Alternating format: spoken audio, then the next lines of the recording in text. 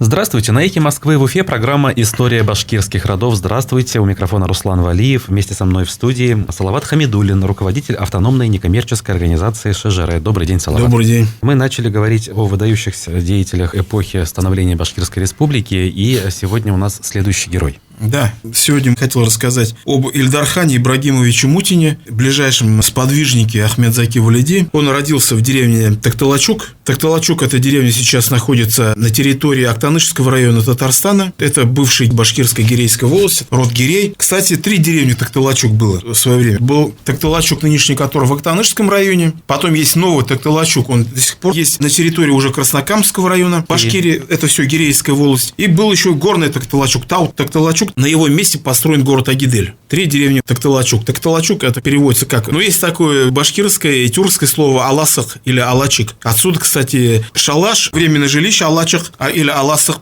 по-башкирски. Отсюда русское слово лачуга. А тахта-лачуг, деревянная лачуга. Башкиры летом, когда занимались скотоводством, у них же зимник был, где вот они зимой проживали, а вот на лето они строили временное жилище, выезжали на Яйляу, и вот на Яйляу как раз строили вот эти алачики. Видимо, вот это была гирейская летник, Такталачук, поэтому такое название. Но Ильдархан Мутин, он происходил из знатного рода, башкирского рода Мутиных. И родоначальником рода считается Тимир Мутин, старшина гирейской волости. Он жил в середине 18 века. Он чем известен? Тем, что Тимир Мутин, когда началась Семилетняя война с Фридрихом II, и был мобилизован один башкирский кавалерийский полк, на войну был отправлен. Командиром полка был старшина Итархан Каратабынской волости Кедрас Мулакаев, это вот деревня Кедрячева, нынешнего Давлекановского района, Кедрас Мулакаев, а его помощником, его заместителем как раз был Тимир Мутин, старшина гирейской волости. Этот полк выехал на театр боевых действий, участвовал в знаменитом сражении под Гросс-Егерсдорфом, когда русская армия разбила Фридриха. Если кто смотрел фильм «Гардемарины», вот там вот эпизод есть, сидит главнокомандующий Салтыков. Нечто Фридриха можно разбить. Они даже сами не верили тому, что нанесли поражение. Настолько вот этот был сверхъестественный ужас и преклонение перед Фридрихом, который считался непревзойденным полководцем. И когда Фридриха башкирская конница погнала, главнокомандующий настолько испугался, что по своего счастья, что даже дал приказ не преследовать. Понимаете, вот такая ситуация была. Но, тем не менее, все равно гусары и башкиры все-таки преследовали его. Потом с этого похода, повоевав, были отправлены домой. Уже в 1757 году они выехали на театр боевых действий. Полк пошел домой, а Тимир Мутин остался в Петербурге, потому что он был уполномочен от всех башкир донести челобитную царице Елизавете Петровне. Остался в Петербурге, был на аудиенции у Елизаветы Петровны.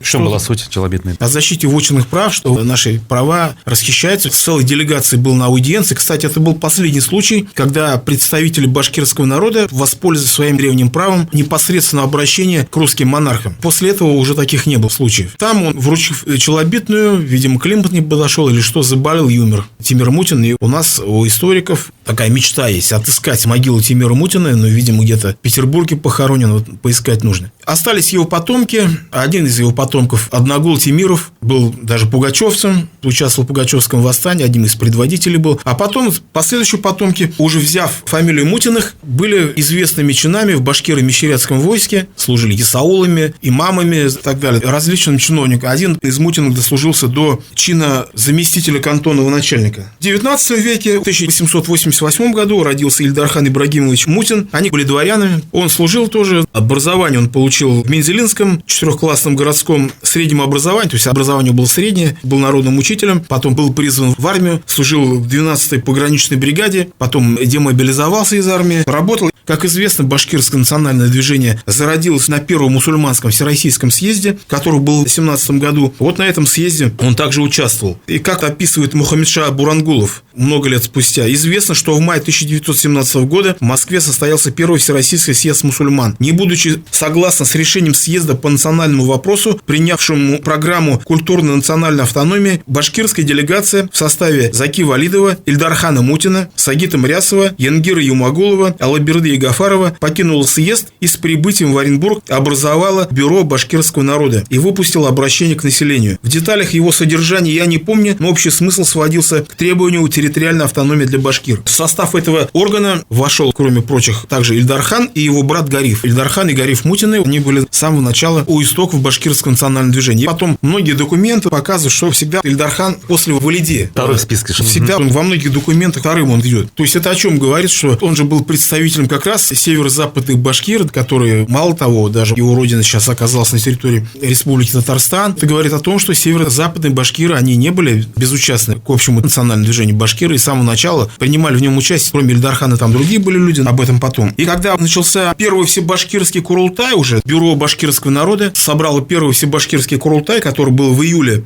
1917 года, в Оренбурге состоялся. Как раз Ильдар-хан Мутин был автором программы по земельному вопросу. Зачитаю, что он писал. «Стоит прислушаться к заунывным, как нечеловеческий стон наболевшей души песням башкир. Стоит посмотреть на сосредоточенные лица слушателей, которые мысленно переносились на целые века назад. Как каждому становится ясно, что весь этот измученный, униженный и ограбленный народ глубоко скорбит о былом, что глубоко уязвлено, но не убито в нем национальное чувство». Слова поэтические как раз его перу принадлежат. И он потребовал в своей программе, что должны быть башкирам возвращены незаконно расхищенные земли. Что касается недр Башкирии, то они, безусловно, должны поступить в пользование башкир, так как без них немыслимо будущее благосостояние и само возрождение нашего народа, говорил в докладе. И также апеллировал к истории, что Иван Грозный еще закрепил право башкир вотчины на их землю. Программа была выдержана в таком ключе, отражавшем именно настроение башкир-вотчинник. Ильдар-хан сам был вотчинник, и большинство, Валиди не был вотчинником, а другие большинство были вотчинниками. Валиди что вспоминает о первом всебашкирском съезде? Он прошел первый всебашкирский съезд, решение этого съезда нужно было довести до Временного правительства. Пишет Валиди: «Меня, студента университета Усмана Куватова и некого интеллигента Ильдар-хана Мутина решили отправить в Петроград правительству Керенского с поручением разрешить ряд недоразумений, оставшихся неразрешенными с давних времен и лежавших тяжким трудом грузом на башкирах нескольких поколений. В частности, надо было защитить наши земельные права, добиться возвращения башкирских капиталов, накопившихся еще с царских времен, получить в распоряжении самих башкир прежние войсковые здания, парк и мечеть Каруан-Сарай в Оренбурге. Башкирские капиталы самое главное, как земли от продаж башкирских земель, было в крестьянском банке все складывалось, и потом там большие суммы были, потом они бесследно, как известно, пропали. Этими продажами кто занимался? Это занималось войсковое управление башкирского войска, якобы для башкирских капиталов, но потом, как всегда, тю-тю, как у нас обычно бывает. Потом деньги эти испарились. Съездили они в Петербург, потом, как известно, был второй Курултай, и вот 25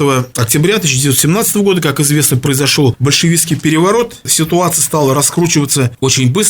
Потом было образовано башкирское правительство. Башкирское правительство сначала называлось как Малый Курултай, предпарламент. И вот кто вошел в этот предпарламент? Вошли такие представители башкир Мензелинского и Бугульминского уезда: Ризаэддин Фахретдинов, его сын Абдрахман, Искандер Султанов из Мензелинского уезда. Искандер Султанов – это сын муфти Мухаммедера Султанова. Ильдар-хан Мутин. 4, башкира, представители как раз вот тех самых пресловутых северо-западных башкир. Предпарламент. Предпарламент сформировал уже потом башкирское правительство. И в нем уже Ильдар-хан Мутин возглавил финансовый отдел. И он, кстати, всегда возглавлял, когда нужно было что-то срочно, где-то вот какое-то такое направление взять, то финансовый отдел возглавлял, то юридический, то вообще военный. Когда в Валиди он был заместителем, он часто бывал в отлучках разных, там, по командировкам там мотался и так далее. И в это время на самом важнейшем направлении военный отдел, от него зависела судьба всего движения, всегда замещал Ильдар-хан Мутин. Финансовый отдел, юридический, военный. То есть о чем говорит, что человек был разносторонний, во всем разбирался. В этом плане он был, конечно, незаменим. Когда началось формирование башкирского войска и так далее, как известно, 16 февраля 1918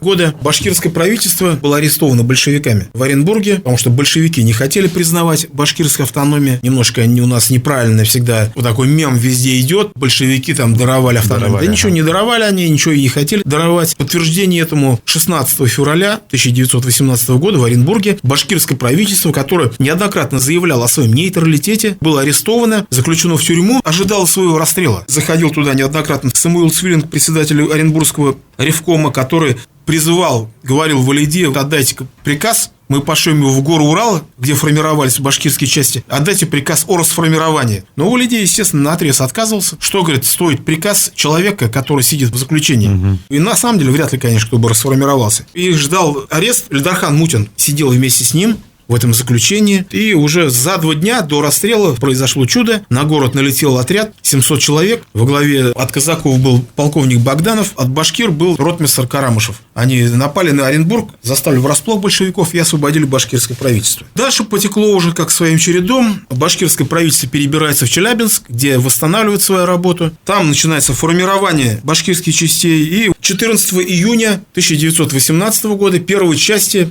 уже сформированной башкирской армии отправляется на Екатеринбургский фронт, где участвует в боях за Екатеринбург. Газета «Башхортауше» в те дни писала: такие видные вожди башкирского движения, как Ахмед Заки Валидов, Ильдархан Мутин и другие, вынуждены все время скрываться, но только с свержением советской власти возвращаются к прежней своей деятельности. Газета двух человек только называет. Это о чем говорит? О том, что в этот период вот эти два человека, они были Валиди, понятно, но то, что Ильдархан Мутин был на вторых ролях, мы видим прямо вот из этих документов. И башкирское правительство, оно же было фактически признано со стороны белых, в первую очередь, со стороны Камуча. Вот такая была телеграмма. Военное министерство самарского правительства в Камуч официально признало военным ведомством, значит, и само правительство. Челябинская газета «Власть народа» 6 сентября писала: вершит дело всего Башкортостан очень небольшое, но крепко организованное правительство. Председатель юрист Бигбов курирует земельный вопрос. Помощник председатель и глава военного ведомства Заки Валиди,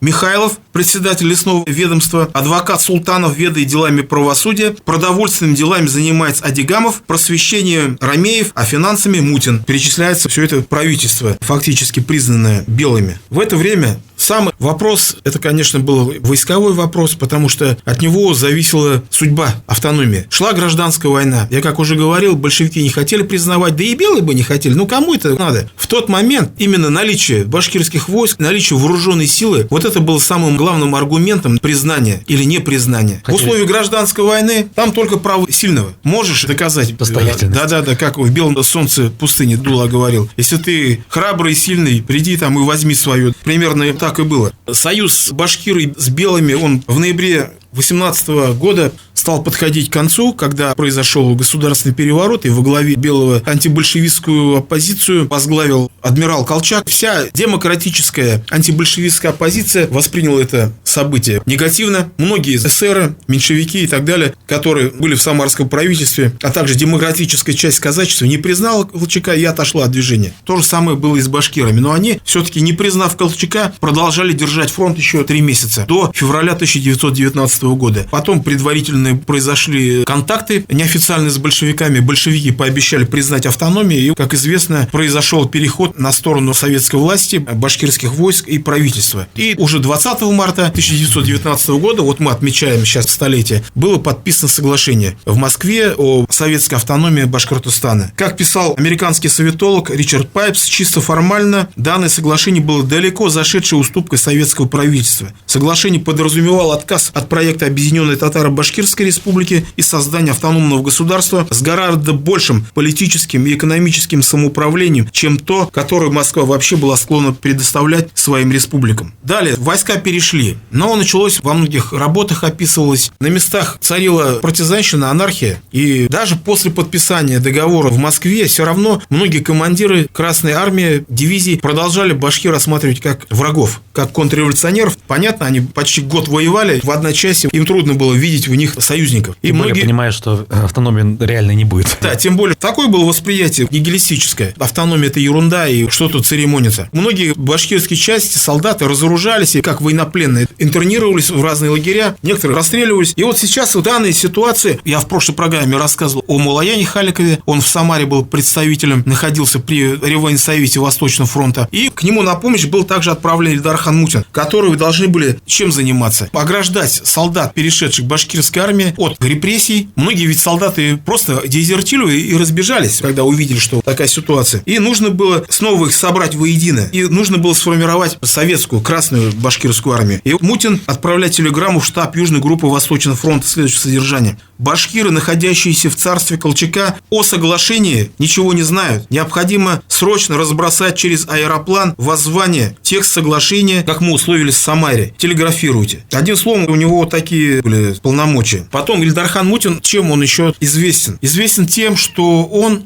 фактически был организатором Токчуранского кантона. Токчуранский кантон. Это такой анклавный кантон один. Да. Он не имел общей границы с республикой Башкортостан, но он был анклавный кантон. Это два сейчас района Оренбургской области. Это Красногвардейский и Александровский районы нынешние. По реке Ток и Чуран. На юго-западе. На юго-западе, да. И вот он был организатором этого кантона. Он приехал туда, собрал советы там и так далее, и так далее. Писал вот он оттуда, собрал съезд советов Токчуранского кантона и отправил Троцкому телеграмму. Первый Токчуранский кантон и съезд советов приветствует башкирские красные полки, геройски поражающие деникинские банды. Съезд приветствует товарища Троцкого, как неутомимого создателя рабоче-крестьянской армии. Председатель съезда Мутин. Ну, это да, действительно, потому что Троцкий был создателем Красной армии, и тут понятно все. Конечно, ему это потом и припомнили, и весь этот троцкизм, и так далее, и так далее. Когда было контрнаступление белых, как известно, башкирское правительство было эвакуировано, оно уехало в Саранск, пребывало там какое-то время. Потом, когда началось обратное наступление Красной армии, и Башкирия была освобождена от белых, в сентябре уже 19 года башкирское правительство возвращается в Стерлитамак, который становится резиденцией и столицей Малой Башкирии. Мутин назначается на должность комиссара соцобеспечения. В то время, на самом деле, это было тоже такое важное направление. Почему? Потому что республика была полностью дотационная, жила на средства. Почему? Потому что, фронт 6 раз прокатывался, она была разорена, там ничего не было. Разруха и голод, да. Все в руинах лежало. И из центра через Оренбургские банки, потому что в Уфе не было, в Стерлитамаке не было банка, Уфа тогда не входил в состав Башкирии, через Оренбургские банки приходили дотации из центра. И вот нужно было вот эти деньги брать, в первую очередь обеспечивать семьи башкир-красноармейцев и так далее, и нуждающиеся группы населения. Всем этим занимался как раз Ильдархан Мутин, министр социального обеспечения. Как известно, потом в январе произошел пресловутый январский конфликт, как его описал Сергей Зиньковский, американский исследователь. Подоплека какая была? Башкирское правительство работало. Центр относился к автономии башкир как к временному явлению, вынужденной уступки, и поэтому Башкирию наводнил своими эмиссарами, которые создали обком, потому что среди башкир не было коммунистов. Башобком и ЧК захватили бразды правления республикой. И Башревком, в котором как раз сидели все вот эти валидовцы, не выдержав саботажа своей работы, 15 января 1920 года арестовала Башобком и Башчика. И это было воспринято в центре как переворот. Вот что писал американский исследователь Сергей Зиньковский. Башкиры были раздражены неудачей плана своего союза с Казахстаном, усилением татарских коммунистов и крепнущим контролем Москвы. В середине января 2020 года терпение Башревкома лопнуло, и он решил освободиться от контроля местных представителей центрального правительства и татарских коммунистов. Были арестованы Шамигулов и все его сподвижники. Это было в Москве воспринято как контрреволюционный мятеж. Валиди и Юмагулов были отозваны в центр. Потом Валиди уже не вернулся, и вот он оттуда уже из Москвы дал знать своим соратникам, что вы бросайте работу, Башревком оставляйте и уходите, кто как может, и предложил всем перебираться в Среднюю Азию, где говорил, мы будем продолжать борьбу советской власти. Кто-то откликнулся, кто-то нет. Это было правильно, что не все откликнулись, потому что кому-то надо было и здесь оставаться. Допустим, Мулаен Халиков не ушел. Значит, в Среднюю Азию он остался, занял должность председателя Тамьян-Катайского кантона и остался в республике. Но Ильдархан Мутин, как вернейший сподвижник Ахмед Заки Валиди, внял его приказы и ушел в Среднюю Азию. И все они собрались в Бухаре. Бухаре была тогда неподконтрольная, прям напрямую Москве, Бухарская Народная Республика. Это вот такие, как и они же сами, башкирские буржуазные националисты, но на самом деле просто национал-демократы, которые не разделяли большевистских идей, но были эсерами, такие социал-демократы и так далее. Бухарская Народная Республика. Все они там собрались. Положение республики-то и было тяжелое, поскольку, с одной стороны, на них давили центральная советская власть, которую требовали полностью советизации Бухарской Народной Республики, а с другой стороны, действовали против них еще две силы. Сторонники бывшего Бухарского эмира, которые, в общем-то, хотели восстановления монархии, эмирата Бухарского, с одной стороны, а с другой стороны, басмачи, партизаны. Поэтому, когда говорят, Ахмед Заки Валиди был лидером басмачей, это не совсем правильно. Как раз они были на стороне джадидов, обновленцев, демократов Средней Азии. И, кстати, там они, как Ахмед Заки Валиди, так и другие башкирские офицеры возглавили вот эти части Бухарской Народной Республики, возглавили различные военные учреждения, стали заниматься подготовкой кадров. Но ситуация была очень тяжелая. Ахмед Заки Валиди пытался собрать все демократические силы Средней Азии и организовать именно демократическую оппозицию большевизму.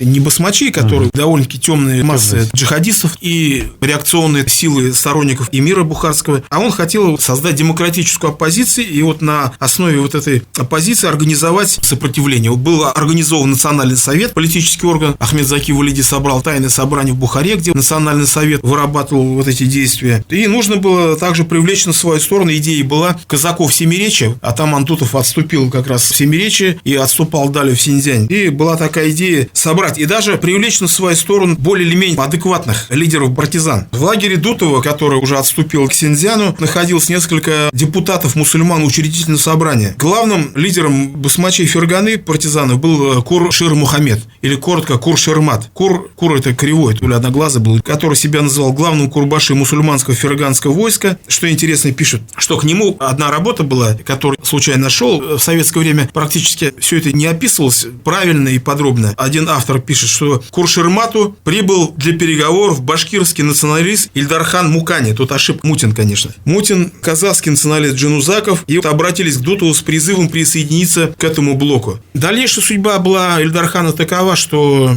он долго там не смог задержаться. Видимо, он и Нуряк Замтагиров, другой видный деятель, они с разрешения Ахмедзаки Валиди покинули Бухарскую республику и уже в 1921 году вернулись на родину. Стерлитамак, там уже во главе республики находился уже Мусам Рутазин и Мулаян Халик. Они взяли их на работу обоих. Долгое время Ильдархан Мутин работал, занимая разные посты в Башкирской республике, но как в 30-е годы разделил судьбу всех деятелей валидовцев, в 1938 году был расстрелян. Между прочим, в нулевых годах у нас есть улица, пересечение Цурюпа и Октябрьской революции, вот там на углу уже есть желтый дом старый, такой целый иконостас мемориальных досок висит. Да. Вот там на этом доме висела доска мемориальная, что в этом доме жил видный деятель башкирского национального движения Ильдархан Мутин. Висела? Висела, да. Потом она, как Башлык пришел к власти, что-то она исчезла. Интересно. С его приходом, вот это я это заметил, я не знаю, но она висела, я точно помню, в нулевые годы висела, вот эта мемориальная доска, и потом с приходом Хамитова она куда-то подевалась. Вот это интересно. Все, вот хочу узнать у нас, кто занимается всеми этими мемориальными досками, хотелось бы узнать, почему убрали, и хотелось бы, конечно, восстановить вот эту доску, потому что на самом деле это известная и выдающаяся фигура башкирского национального движения, и народ достоин знать его имя. Ну что ж, будем надеяться, справедливость восторжествует. А сейчас я благодарю нашего постоянного эксперта, руководителя автономной некоммерческой организации ШЖР Салавата Хамидуллина. Спасибо всем, кто был с нами. До новых встреч. До свидания. До свидания.